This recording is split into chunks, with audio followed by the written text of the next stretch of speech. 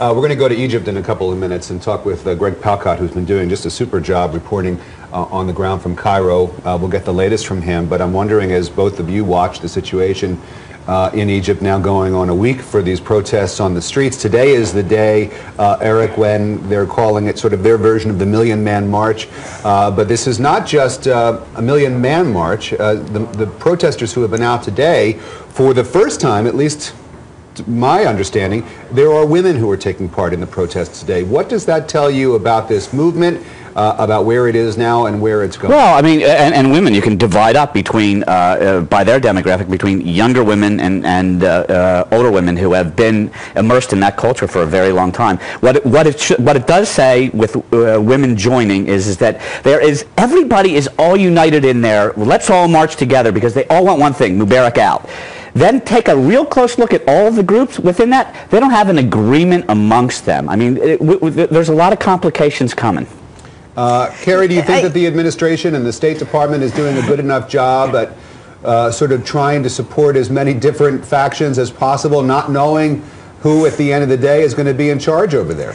Yeah, I think right now the State Department is having a very tough time figuring out who exactly is indeed in charge. But actually, just even going back to the whole woman issue in there is, you know, I think it's going to be very tough for them to really show that women are actually involved in there. You actually look at the video footage, the women who are there. There are not really a whole lot of women who are involved.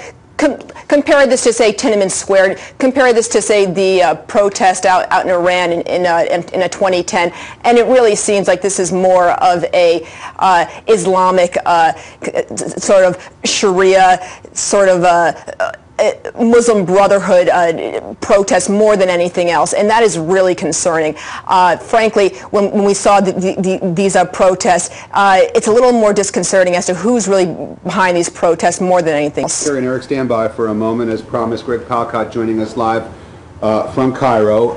Greg, good to see you. Thanks very much. We were just talking about, although I see Mike Tobin on the screen there. Is it Mike? We're going to talk with Mike, or we're going to... Oh, there's Greg. Good morning, Greg.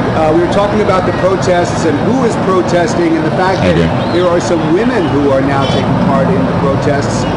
Tell us, what's the very latest there? Well, the latest, Rick, is the protest behind me right now in the center of Cairo, this central square, Tahrir Square, Liberation Square.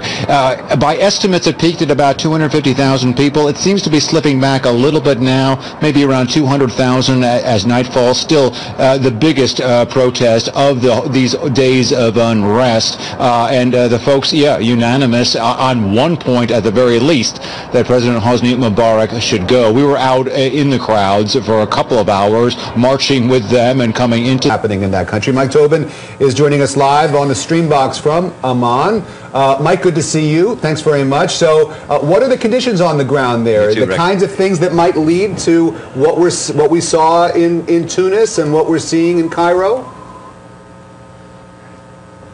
Well, we're going to really have to see if the king was able to release some of the pressure from all these demonstrations that are spreading across the Middle East. What he did today was he accepted the resignation of his Prime Minister, Samir Rafai. In doing so, he fired all 31 of his cabinet ministers. As they say in this part of the world, he fired the government. Now, he appointed a new Prime Minister, a guy who was very familiar to those who follow politics in Jordan, Maruf al-Bakhit, and he appointed him to form a new cabinet or a new government. The outgoing Deputy Prime Minister, we spoke with him earlier today, and he says this is not King Abdullah capitulating to this pressure. This is King Abdullah staying one step ahead of the Muslim Brotherhood and the demonstrations they have planned for tomorrow.